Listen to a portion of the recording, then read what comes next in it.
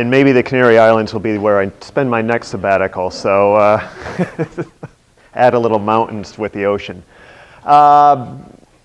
Thank you for inviting me, Dan. I appreciate that, and it's nice to be here. I actually give similar talks occasionally to sort of a sister organization of yours, the Indiana Astronomical Society.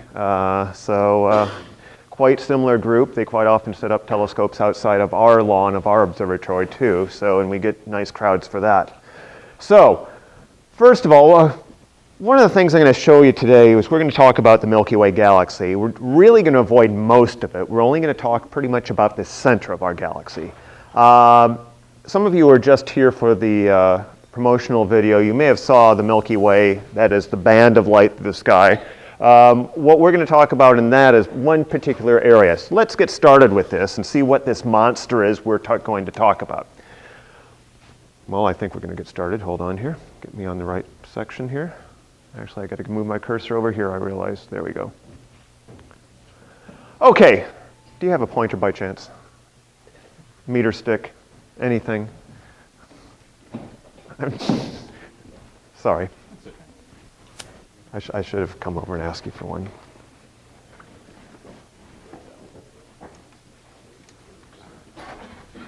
Okay, where is it? Okay, thank you. He saved the day here. So, to give you first of all our location in the Milky Way, we sit about 26,000 light years from the center of our galaxy. You can see we're sitting out here in the spiral arm, so a good way to think of it is about 2/3 of the way out. Now on this nice view, it looks like a pretty spiral galaxy, which it probably is from above. Unfortunately, we can't get above our galaxy to look into this nucleus of our galaxy. So what we actually see, if you can imagine ourselves, if we were to put ourselves in the plane of the galaxy, we would see something like this, where we have all this gas and dust along the plane. You can see the stars, the nuclear bulge region here, and the actual galactic center would be located there. Now imagine this being our galaxy. We're looking at it from the outside. If we could magically fly into where the sun would be, we'd be located in the middle of this disk, which gives us those nice dust lanes we see when we see the Milky Way in a dark sky. But when we are sitting in the middle of our galaxy, in this disk here, what happens, if I can get the laser pointer going, the center of our galaxy looks something like this here. Oh, yours is brighter. I think I'll use it. Sorry. Yeah, much brighter. Easier to see, okay? I don't think I'll blind anyone with it. When we look toward the center of our galaxy, now remember, we're placed in the middle of this disk of gas, dust, and stars.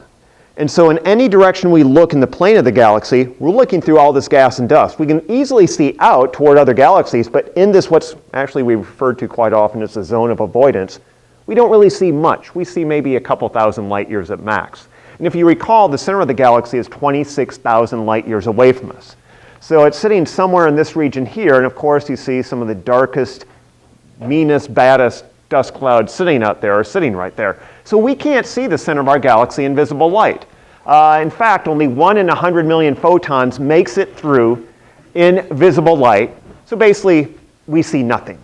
And so it's been this way for quite some time, up until about the late 1980s or so. Maybe 1980, we weren't able to see anything toward the center of our galaxy. So one of the things I actually found was, notice this is 1994 here. If you think of the following, if we work in that nuclear region here and start working our way further and further in, and think of these spheres, one inside of the other, what happens is you're going to have less and less, fewer and fewer stars inside each sphere until you reach the center. So this line should continue to drop, drop, drop, drop downward, okay? This shows the amount of mass inside a sphere versus the radius. Just to give you your bearings here, this is equivalent to about 3 light years. So as we're moving inward, it still says within about 3 light years of the center of the galaxy, we knew there was about a few million solar masses. Well, the question was, does this turn over like this or continue downward? Now you might say, hold it. If you're going to less and less volume as you work your way toward the center, doesn't that mean you should have less and less mass? Yes, unless there is a black hole sitting at the center, a supermassive black hole. And the question in the mid-1980s was, what's sitting in the center of our galaxy? People have suggested a supermassive black hole because we saw some of the signatures of that. And it turned out that we just couldn't get any closer to this to discern from this line and this line here what was going to happen. So what began to happen over the last 20 years is technology changed and our ability to see at other wavelengths toward the center of the galaxy. First off, and I'll give you some examples of this, adaptive optics. This allows for high-resolution imaging from the ground, just as good as the Hubble Space Telescope. So we can actually use this adaptive optics to help us get into the center of the galaxy. Of course, we have to look at other wavelengths, mainly because we can't see invisible light. So what do? Better infrared detectors. Starting about the mid-1990s, very, very good infrared CCD cameras came into play, and that totally revolutionized what we knew about the galactic center. So we had better resolution, we're able to see in infrared, and also much larger telescopes about the same time. The Keck 10-meter telescopes, the very large telescopes, you like these acronyms, VLT stands for Very Large Telescope, okay? Not too thoughtful there as far as what they're putting into it. But there are 4 8-meter telescopes there, and also we have space telescopes, and I don't just mean the Hubble Space Telescope in this case. I mean telescopes that see in other wavelengths, whether it be the Spitzer Space Telescope, the Chandra X-ray Telescope. Those are the sort of twins and sisters of the Hubble Space Telescope that they see in other wavelengths. So let's look at the first one of these, the adaptive optics. And all of you who have ever looked through a telescope knows that this is a problem for astronomy from the ground. If you look at Mars, Jupiter, or Saturn tonight, which I hope all of you do, they're spectacular as it said in the promotional video, you will see it sort of moving like this. And this actually shows a star here. If you zoomed into a star and looked at it very closely, you would see it be dancing around like this in your eyepiece. Now, that's what causes our stars to twinkle, and looks quaint when you're out on a date or something like that, but it's not so good when you're doing observational astronomy. The main reason is it blurs your image significantly.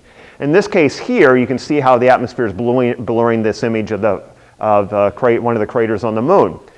And when you go to finer and finer detail, that blurring starts to just totally diminish any possible chance of you having of seeing detail. And I think a lot of you who are experienced here, which I know a lot of you are experienced of looking through telescopes, you can have nights where what we call the scene is spectacular. That is where the atmosphere is quite stable. And then there can be nights when Saturn just looks pretty much like a big oval, and that's about it. We've had that up at Butler when we've had a cold front come through in the winter, which are a lot colder than here, by the way.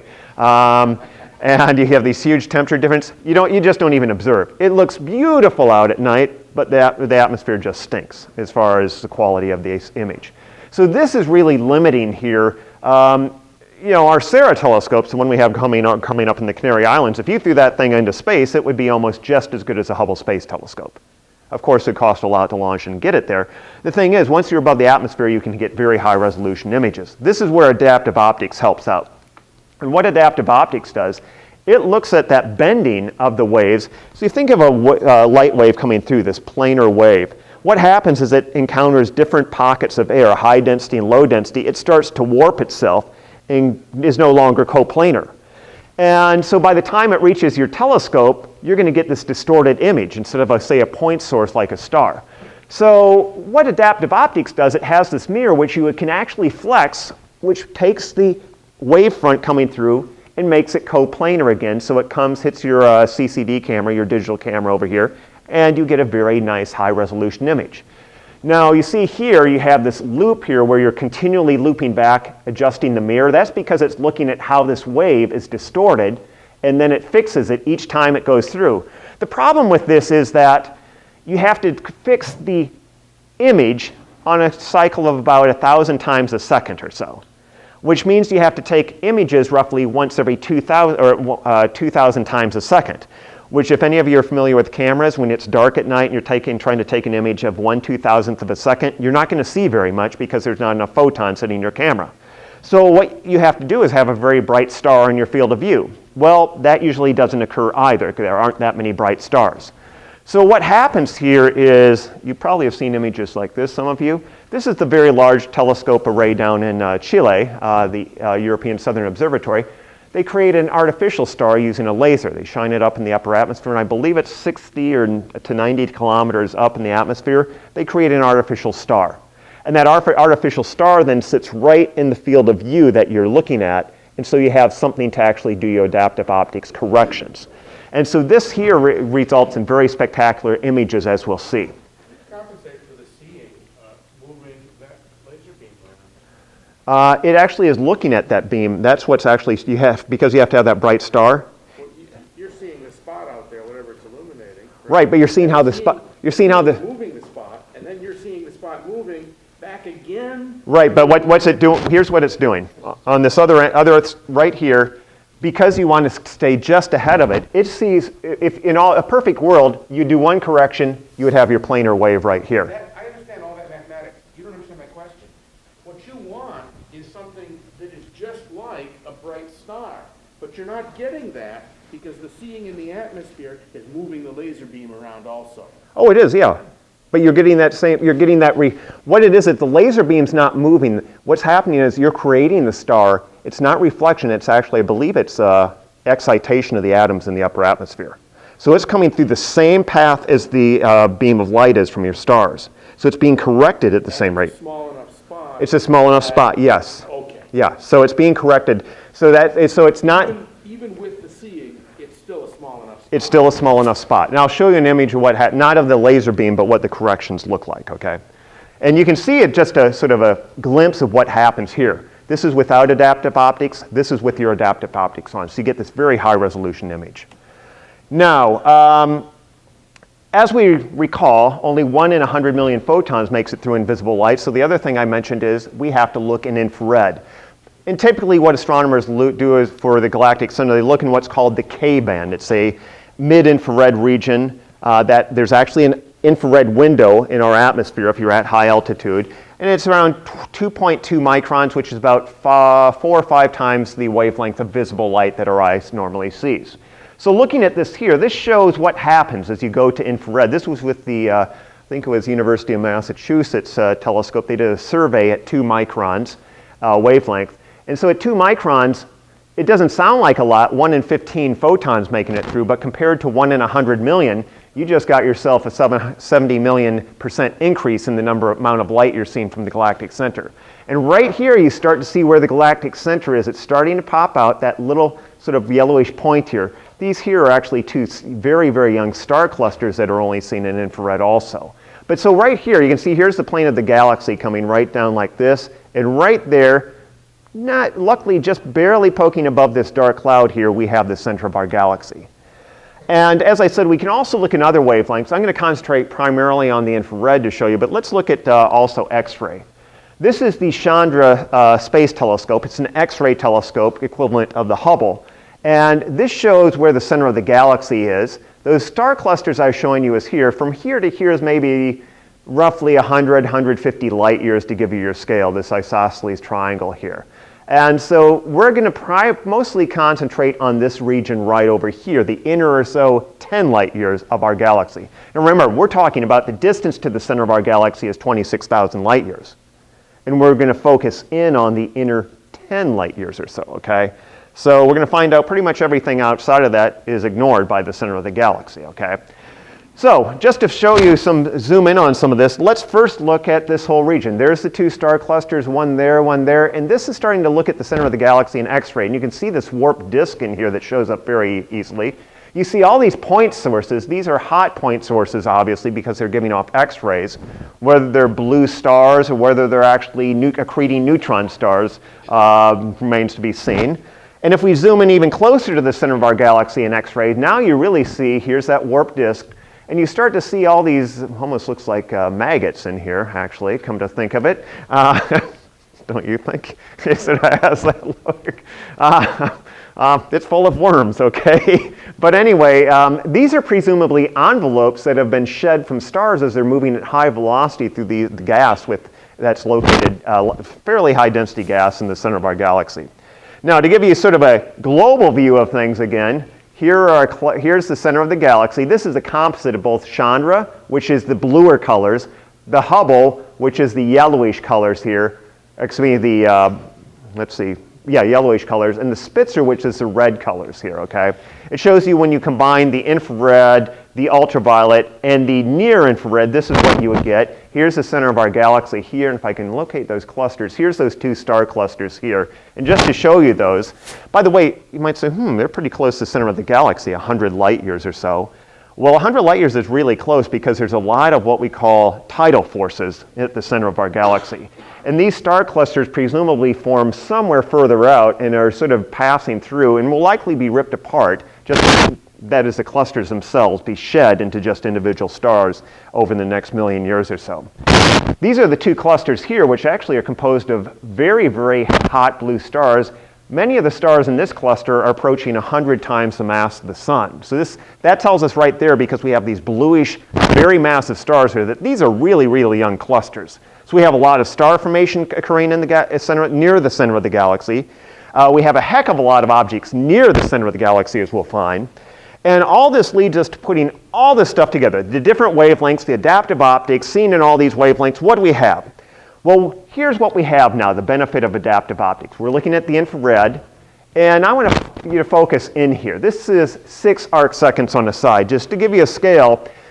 When you look at Jupiter tonight, let's see, Jupiter would probably go from there all the way over to there on this equivalent scale, okay? When you look at it through a telescope, because Jupiter is about 45 arc seconds across, somewhere in that, I believe, where it's located right now.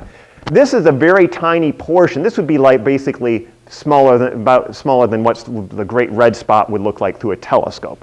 And down here is something even smaller. This here is looking right toward the center of the galaxy. And notice what happens as you flip the adaptive optics on. You go from what we would consider not too bad scene here from the ground, this is probably what we call 1 arc second scene, to this amazing image here where we have just unbelievable resolution.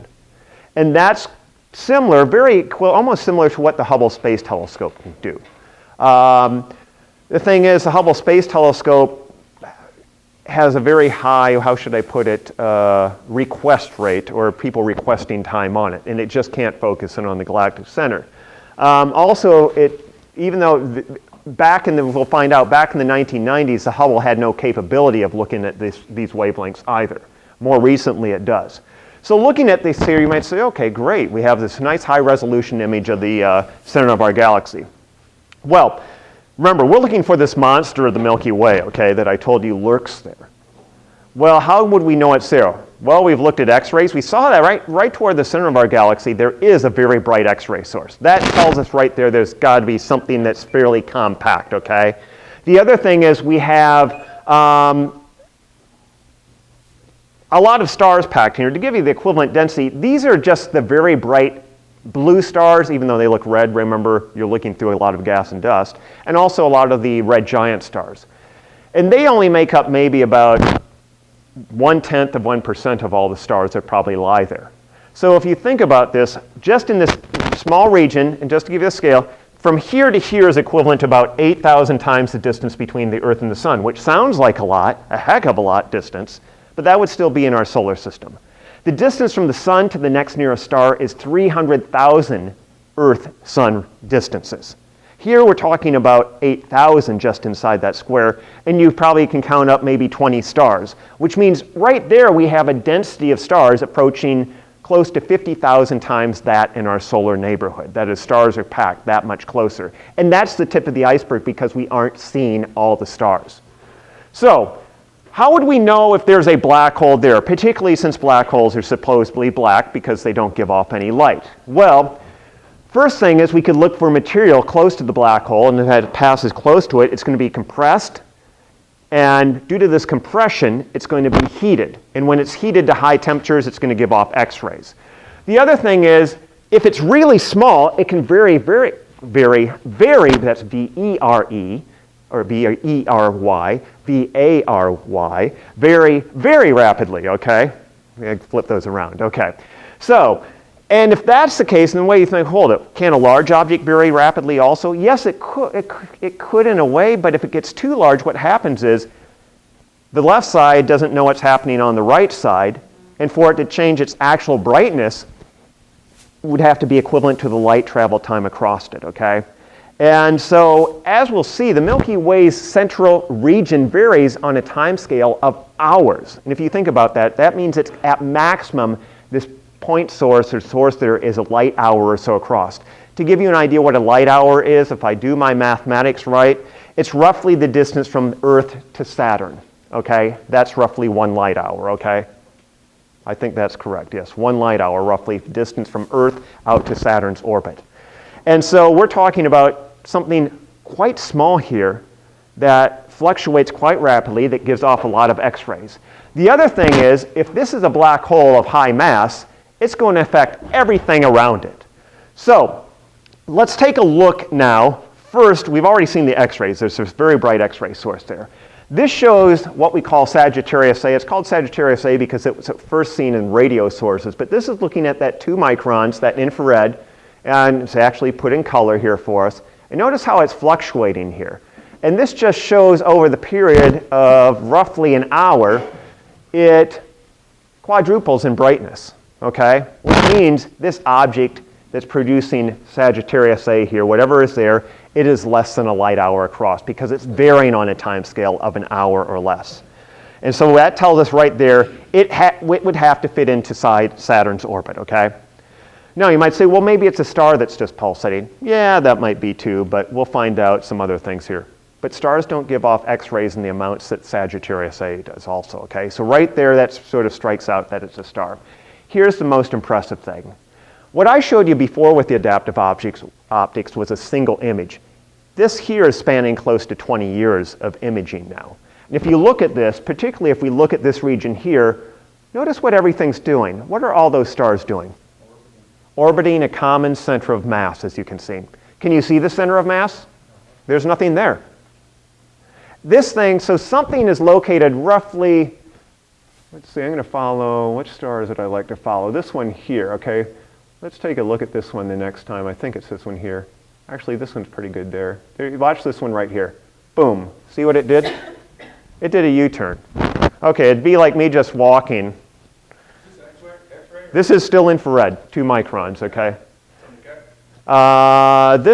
This one actually is from the VLT. This is from there's 2 competing groups, the German group and then what I call the California group, the Keck group, okay? So yeah, this one, I'll show you the Keck group next, okay, just to be fair to everyone. So this here actually shows, it's pretty obvious there's something sitting there. If you say, oh, well, that's not proof, well, you better throw away your physics text because you've just broken all of Newton's laws if you don't accept this, okay? So let's look at the Keck observation that actually gives a time scale, and we'll start to trace out the orbits. There's that one star we were just following there. Notice how it did a U-turn. And notice everything is going about this common center of mass where we have a star there. We should probably put an X, okay? So looking at this right here, there's that one. And of curiosity here is this one which makes a complete orbit. That's called S02. S02 has about a 15-year period. And the distance from the bottom of the orbit here to the top of the orbit is about 2,000 times the distance between the Sun and the Earth, okay? And to give you the scale there, remember that Pluto is a measly 40 times that distance from the Sun. And Pluto takes 240 some odd years to go around the Sun once. So this tells us right there there's a heck of a lot of mass there. And if we actually do the simple mathematics using what's called Kepler's third law, right away we can determine within a few percent that we have an object there that's 4 million solar masses. Not an object that's spread out, but something that's smaller than our solar system. That is, probably could fit inside the orbit of Mars. And if you can think of a way to hide 4 million times the mass of the Sun in something the size of our solar system, remember we only have 1 mass of the Sun hidden in that space, our space here. 4 million solar masses, that's an enormous size. Stars can't be that size. You might say, well, maybe it's a bunch of neutron stars and dim white dwarfs. Well, what would happen very quickly if you tried to pack 4 million of them in that tight of space? They'd quickly collapse together due to relativistic gravitational radiation, and you would end up with a single object very quickly. So if you had to say, what is this?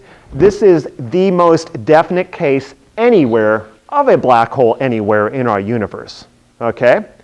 Now, obviously, we've sort of gotten to the extreme case of a 4 million solar mass black hole, and I think a lot of you know that stars, massive stars, can also become black holes, but nowhere close to what this is. I'm going to go straight to this one here, types of black holes. So, we just described supermassive black holes. The black hole in our Milky Way is over 1 million solar masses. I use scientific notation here, 10 to the 6 just means 1 million. Stellar mass black holes just come from massive stars over roughly 20 to 25 solar masses. Star hits the end of its life, it can't burn things properly, it tries to burn iron, it blows up and becomes a stellar mass black hole. Anywhere from, say, 10 up to 100 solar masses. Then there's a proposed type, which I frankly don't believe exists in our galaxy, of what are called intermediate mass. That's because we have this big gap from the top to the bottom, and some people thought we should put something inside there, okay? But definitely, stellar mass black holes and supermassive black holes, they do exist, okay? And like I said, the Milky Way's central part region there, that is the firmest case of any type of black hole. Now, key thing is, we believe these form via normal stellar evolution. These we believe form in some other mechanism. You can't have a star of several million solar masses, so where did the black hole come from? How was it born? Well, it probably was born just from a tiny seed black hole, perhaps from several black holes getting together and forming something of, say, several hundred solar masses. So, what we want to figure out now is how do black holes grow? In other words,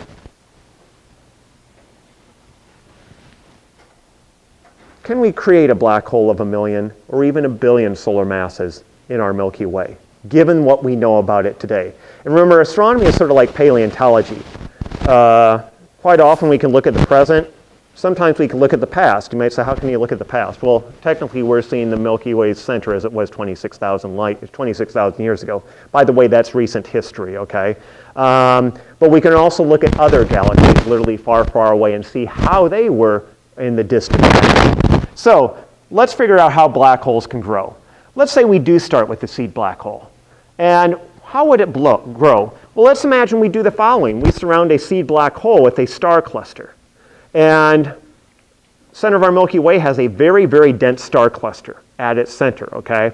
And so we have all these stars buzzing around, as you saw there. And that was probably only about a fraction of a percent of all the stars that exist there, because we were only seeing the brightest stars.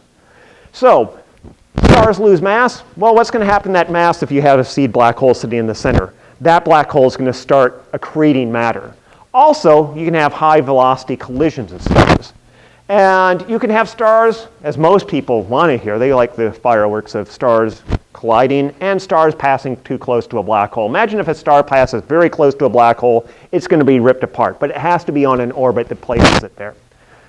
So first of all, stellar evolution, it is probably the dominant mechanism that expels mass in the center of our galaxy and feeds the black hole. And something we call planetary nebula. Some of you are familiar with the Ring Nebula. If you've ever seen it through a telescope, that's a typical case there. Here's my favorite, smashing stars together on a computer. Okay? When you smash stars, there's actually a neutron star and a red giant colliding right here. And you can see there goes the core of the red giant, and you basically strip the whole envelope of the red giant. Well, what's going to happen to that mass? It's going to end up falling in toward the black hole. You might say, well, hold it. Don't these things collisions happen all the time? No, they don't. They don't happen, luckily, out here where we live in our part of the galaxy. Otherwise, imagine if the sun got hit by another star. We'd be in big trouble, okay? It's very, very unlikely. I mean, we have I think it would take 1 in 100 trillion years for the sun to hit another star because the density of stars in our region of the galaxy is so low. But in the galactic center, it's close to 1 trillion times greater stellar density than what we have here near the sun. So stars are much, much more likely to collide, and you'll see things like this. So imagine a star decides, okay, I'm at the end of my life, time to go to the old folks' home and, actually, or move to Florida. That's typically, hey, I moved here. So as he said, I'm very old. So, and they start to expand. Well, they make big targets for getting hit by things, okay? So, and tidal disruptions of stars. And I want to show you a star disrupting here. This is from the European Southern Observatory. Here we're going to follow a star. Now, it doesn't show the black hole because you can't see the black hole, but it's located somewhere over here. And watch what happens to this star. It starts to disrupt and get stretched out by tidal forces. and then gets basically ripped apart. Okay, he says, oh, how could that happen in our galaxy? Okay, and not all the matter, some of it keeps going outward on its old orbit, but a lot of it starts to flow inward toward the black hole. And almost all computer calculations show that roughly 50% of a disrupted star is going to flow back into the black hole. In other words, feeding its growth, that seed black hole. And to show you something that's going on here, this is an object they noticed in 2002, relatively faint. And notice how it's moving here. I've got the arrow pointing it out here. And here's a higher resolution image here, showing it going inward. And notice what's happening to it. It's heading towards, going to go on a tight orbit. Now, this is believed to be a cloud of gas, so it's a much larger object, not a star, which is closer to a point object. This cloud, G2, is actually being disrupted by the galactic center, or the black hole at the galactic center right now. So some people suspect, well, it could be a cloud surrounding a star, but the cloud itself is only believed to be a few Earth masses, which is paltry compared to the mass of a star. But even that, it's some fireworks that you can see things being disrupted by the galactic and the galactic center. The nice thing about the galactic center, we can actually see stars move almost in real time, which you can go outside tonight, you're going to be waiting about 10,000 years before you won't notice anything changing. So that's the nice thing. Stars are moving at close to 5 million miles per hour in the galactic center. This high speed, which allows us to map it out. Okay, so first of all, I'm going to just go, this slide here, I'm going to just keep it up very quickly. 3 types of way we model dense star clusters. Because, like I said, we want to see whether we can actually build a black hole in the center of a galaxy. And the real number crunchers are the people who do what we say n-body codes. These are people who try to put 1 million stars into a computer, and then they try to put it in Newton's laws, the law of gravitation, and say, okay, let's see what all those stars do. And they follow every individual star over the course of 1 billion years, equivalent of a few billion years of simulation. That takes a lot of computational time, a heck of a lot of computational time.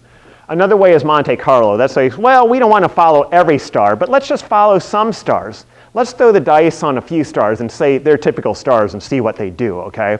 It sort of takes, say you're trying to take a poll about what's the next election's going to be. Well, I don't want to sample everyone in the country. That would be equivalent to n-body. I'm only going to sample 1,000 people and hope that's close enough, okay?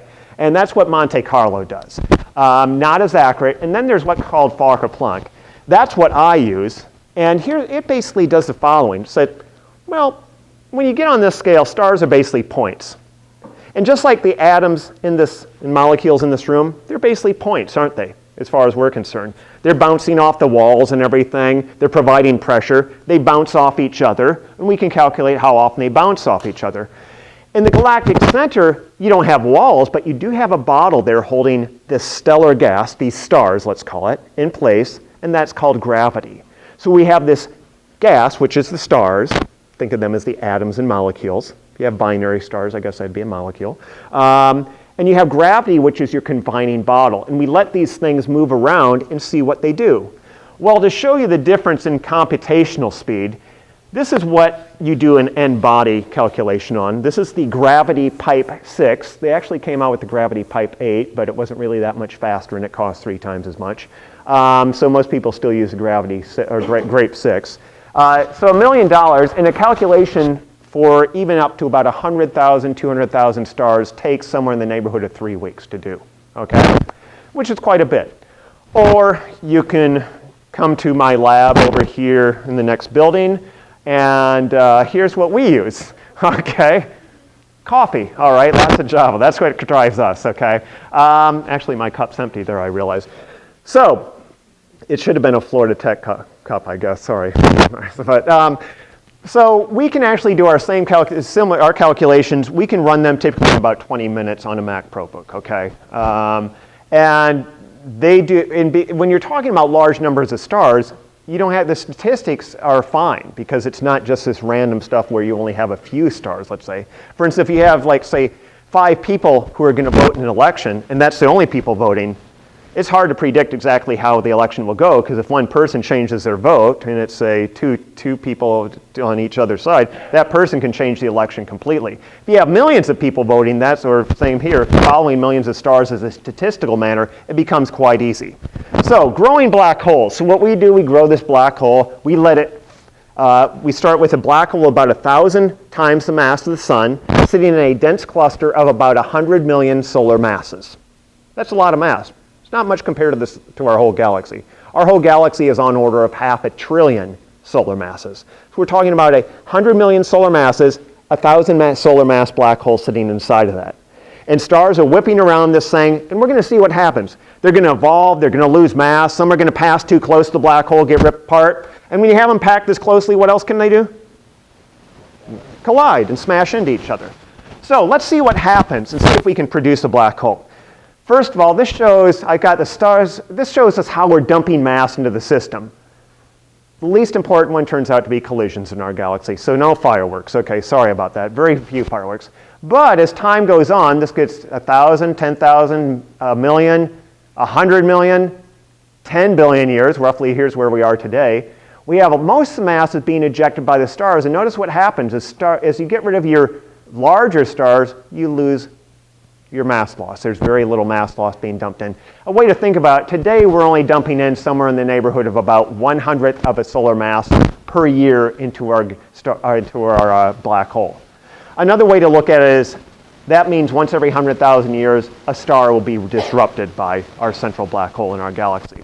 Now at the same time, remember I said we started out with this small black hole down there around 1,000 solar masses? Look what happens very quickly, and to give you the scale here, this is 1,000,000 years into the calculation, this is 100 million years. Look how long we have this exponential growth here, and roughly within 100 million years, what have we produced? A supermassive black hole, almost equivalent to what that is in our Milky Way. And as time goes by, why do you think the growth slows down there? Nearby mass. Right, and also recall what happened here, the amount of mass available. This shows you basically what you can feed it. What happens with time? That drops off appreciably by a factor of close to 10,000 here. Okay, and as someone just said there, this shows what happens. You have a lot of stars piled up, they start piling up nearby it, and then they start getting eaten away by the black hole. And so the black hole basically consumes everything near it, it goes on a binge, and then it has nothing more to eat and has to fast for the rest of its life, basically, okay? But it grows very quickly. So let's move outward to another galaxy, and this is one of Dan's favorites, okay? In fact, you've written a paper on this? Yes, okay. M87, this is located in the Virgo cluster. It is a giant elliptical galaxy. I believe it's on order of somewhere in the neighborhood of 100 to 1,000 times the mass of our own galaxy. And if you look around here, you see these things that look like stars right here. When we zoom into this, I'm going to point out some other things. So M87 is interesting because, first of all, we know our Milky Way has a black hole in it. Well, M87, this is what happens when you zoom into the center of it. Here's the center of the galaxy, and most of this here is from starlight right there, and this is just getting into that central nuclear cluster. But looking at these things here, you might say, oh, those are stars we're seeing in our own galaxy projected on the foreground here. They are actually globular star clusters. Each one of those contains 1,000,000 stars. So it shows you that how many stars are confined in there. It also has this jet of material shooting out from it at close to the speed of light. So when you see these energetic phenomena like this where you have a jet, that usually tells you have a compact massive object sitting at the center, and it has to be spinning very rapidly.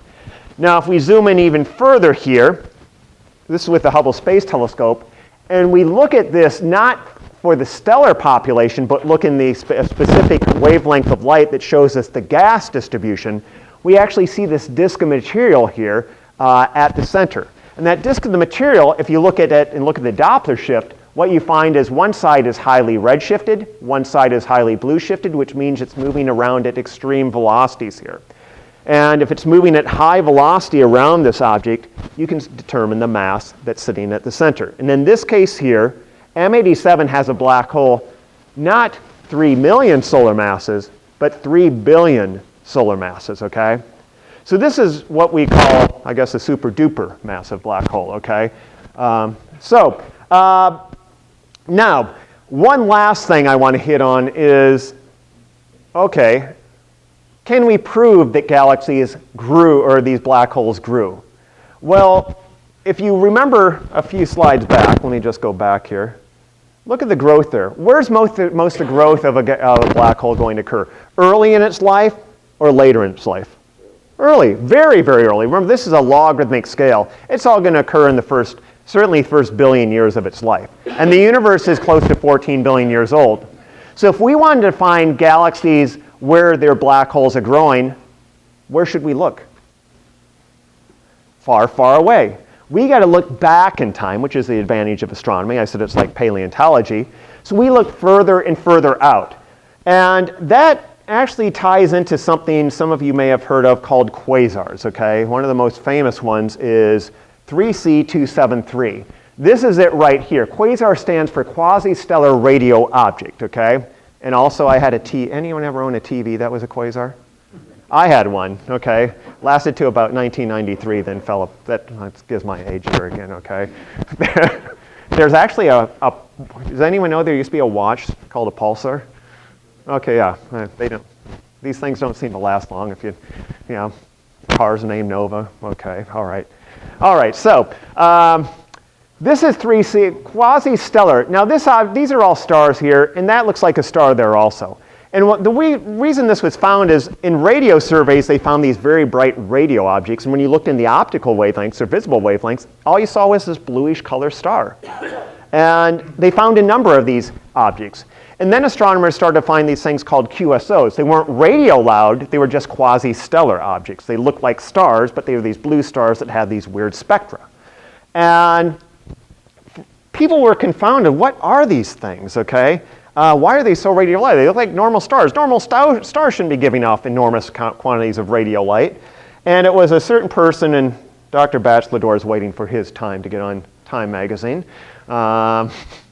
Eventually, okay. I've met Martin Schmidt. I had met him, and I don't remember him this young. So he was even before my time, okay? Well before. But this is actually from, I think, the mid-1960s. The reason he was on Time magazine is because he literally was exploring the outer edge of the universe. That object I had just shown you, he had the spectra in front of him. I'm not sure where, probably at that time they're taking it with the Palomar telescope before San Diego and Los Angeles got out of control with light pollution. And they took the spectrum of an object in visible light, and no one really had a clue what it was.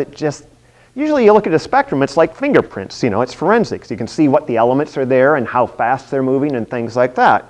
They couldn't figure out what the elements that were there. In fact, one of his colleagues, the story goes, and it is a true story, was about to publish a paper in the Astrophysical Journal claiming that they had discovered element 138 or 139, okay? Which, and this, they were going to, and Martin Schmidt, probably the night before, and he probably had been over at Old School Pizza right then with a few beers in him, and figured that allowed him to figure it out. And he looked at this. He went back to his office, looked at the spectrum, said, "Aha!" His eureka moment. And what he realized is the reason he couldn't figure out what the spectra was is because it was redshifted. In other words, it was moving away from us at close to, I believe, 20% the speed of light. And if you understand the universe and what we call the Hubble law, the higher the redshift, the more distant the object. And at the time, this was the most distant object ever seen, 3C273. So this is when we're going back 50 years or so. And so that's why he was on the cover of Time magazine, for figuring out why this line is over here and not over here where it should be, this set of lines here, okay? And the other thing is, they also notice, and this is a very 1960s plot here, but it shows it flickers. Not on a time scale of hours, but it certainly flickers on time scale of a year or so, or a couple years, which is indicative of it being only a few light years across, okay? And by the way, if it were at what we call its cosmological or redshift distance, it would have to be giving off a luminosity of close to, if I get it right, over 1 trillion solar luminosities, okay? So it had enormous brightness also.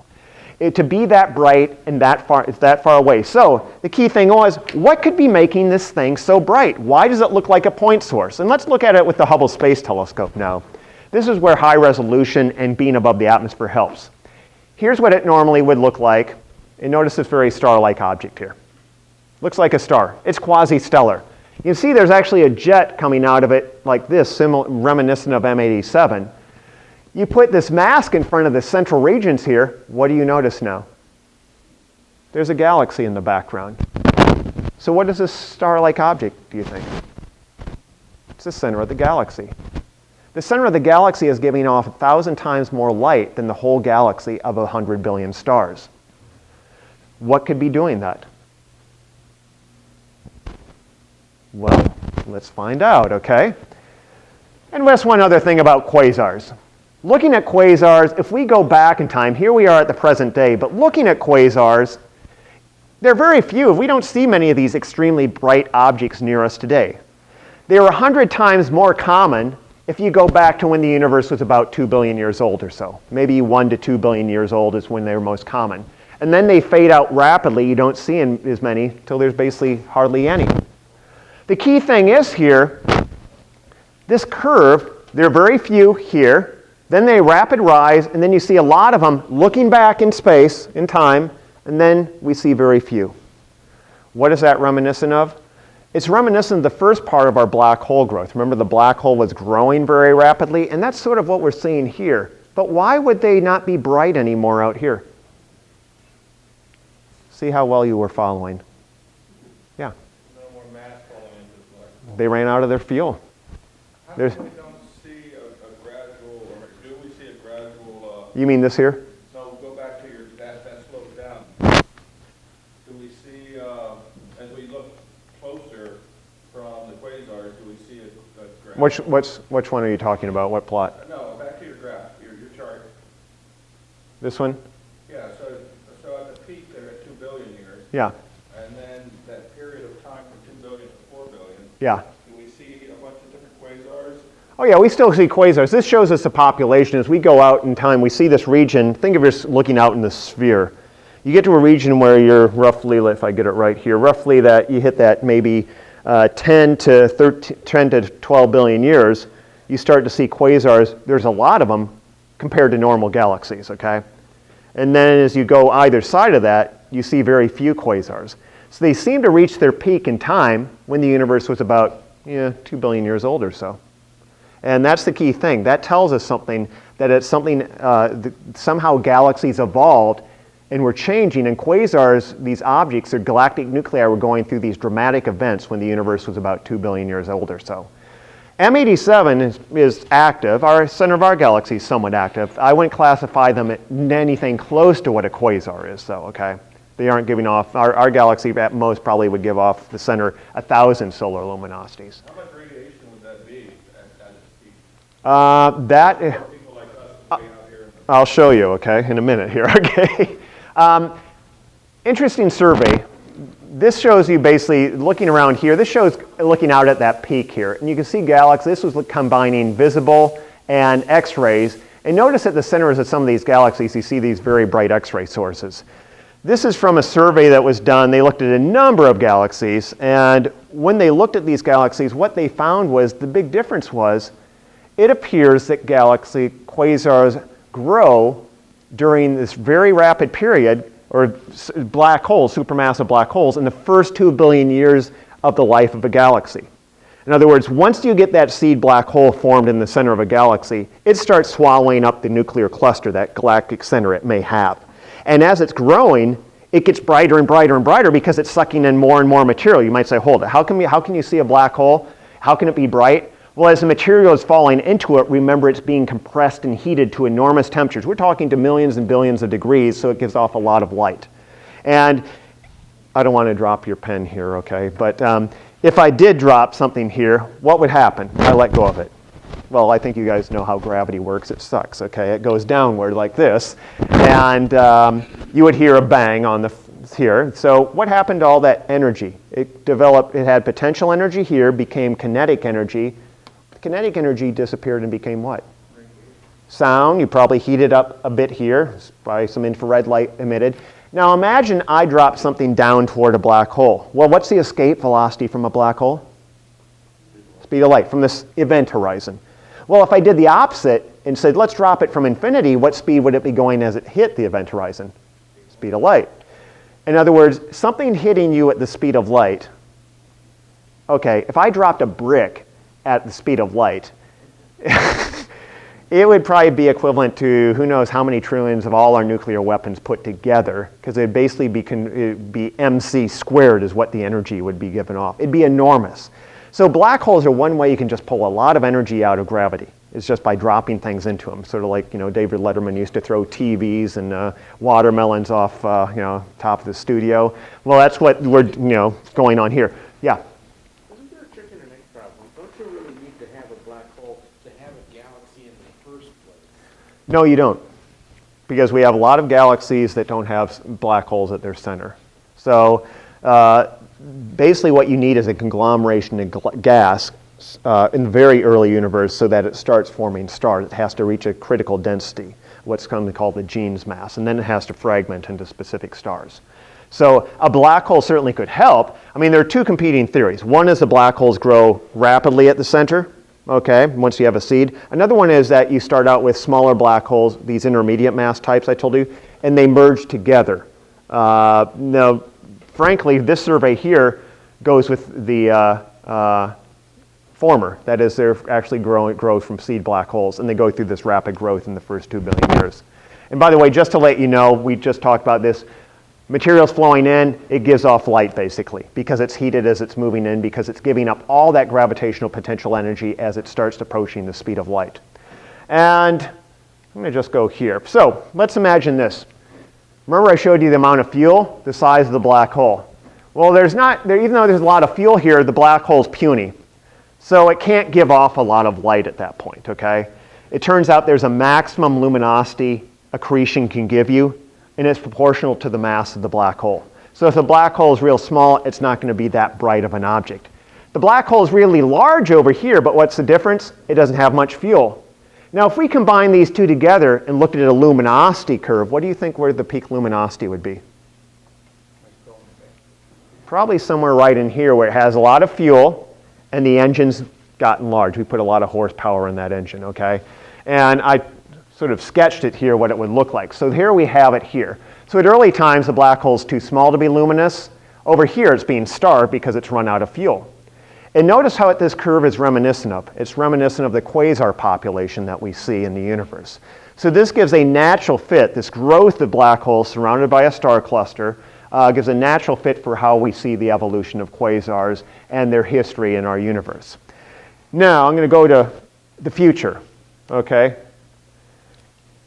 say, well, can we ever see an event horizon? Well, yes, hopefully in our lifetime we will, okay?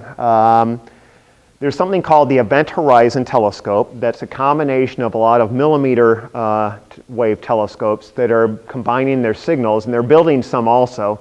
And they like to put them at large distances because it gives the impression of a large telescope, which gives you high resolution. This shows what normally would be, if you could look at a black hole, you might say, hold it, why is it glowing? You're not seeing the black hole, you're seeing what?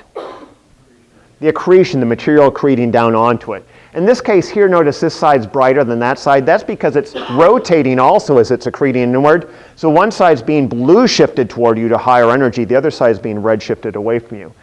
This shows probably in the near future, probably in the next 5 years, by the time they have 7 telescopes combined, what they might be able to image with this array. By 2022, this is what they're hoping to see when they get 13 telescopes put together. And this would be from the center of our galaxy. Even though the center of our galaxy is 26,000 light years away, one thing it does have is a supermassive black hole. So its event horizon is quite large on our sky, relatively speaking, okay, compared to all the boring stellar mass type black holes we have around us. They have relatively small sizes. What is the size roughly? It's milli-arc seconds, if I can put it in those terms. If you're familiar with, like, just to give you a scale, when you look at Jupiter tonight, if you do look at it, Jupiter is about 45 arc seconds across. The black hole here, I think we're talking about 5 or so. Actually, no, it's going to be less than that. It might be micro arc seconds, actually, very small. But with radio, or these radio and millimeter wavelengths, you can get down to those very high resolutions with these arrays as such, where they do the interferometry. So that's something to look for in the next, say, 8 years or so. Another one is next generation large telescopes. These things, yeah, they cost a lot, but they're going to do remarkable things. And just to show you sort of the Keck is sort of the canonical large telescope of today. We're talking 10 meters across or so, okay? Has a lot of light gathering power. So the thing is, you can gather a lot of light to see dim objects. These telescopes all should be coming online here in the next, and by the way, these are not single mirrors, by the way. They look like single mirrors, they aren't. They're going to be hexagonal pieces put together. But over the next, say, 10 years or so, we're going to have these telescopes coming online. This European telescope, this would be the, I forget who this is with, Japan, Canada, I forget who else, probably Keck is involved. The Las Campanas Giant Magellan Telescope. And so you can see the light gathering power, these light buckets here, are a lot larger than what we have now. Also, with increase in adaptive optics, our capability, we're also going to have much better resolution. This shows the 30-meter telescope. That's going to be another proposal that's going to be on Mauna Kea. I don't think we see a person there anywhere. Now, this shows what the Keck can currently do. That's what you would see, and we showed that movie. That's what it looks like. Now, if we go to the next generation, it will kick in here in a minute. The next generation, okay, kick in, come on. All right. There, so this is going to be the next generation. Notice the difference there. You really see the difference. This is simulated, but it shows you what potentially we're going to see. And I'll put it all together here so you can see it like that. Current adaptive optics, next generation adaptive optics in the Keck, and then you start to see a lot of the fainter stars here. And we're also going to see, because these stars are orbiting around a black hole, we're going to really see a lot of neat relativistic effects from being in a very warped space down near that black hole. Because when you're down near 4 million solar mass black hole, that's going to cause a lot of changes away from what we call our normal Newtonian physics. And we're going to see relativistic effects. And just to show you what the Europeans are going to be able to do, this shows their current versus what they're going to see. Okay, so it's really impressive what we're going to see here in the next 10 years or so. So we're going to learn a lot more about the galactic center. If you look back 20 years, what we've gone from knowing very little about what's there to saying, whoa, wow, we really do have a supermassive black hole, and we know its mass very precisely, and we know pretty much what's going on in the galactic center now. So it's really going to be quite a change as we go from these measly 8 to 10 meter class telescopes up to our nice, huge 30-meter telescopes. And by the way, this is where I was thinking milliarc seconds. They're going to get down to resolutions with these new telescopes of 50 milliarc seconds, okay? So we're talking, and that's in, no, this is going to, well, for the galactic center, it would have to be infrared because you can't, but for other things you could use presumably visible light. But right now, these diagrams, were they mostly based on radio or infrared? All the things I showed you with the adaptive optics, those were the near infrared, that roughly 4 times the wavelength of visible light. So let me put just my end slide there to say thank you, and now I guess we can have questions here.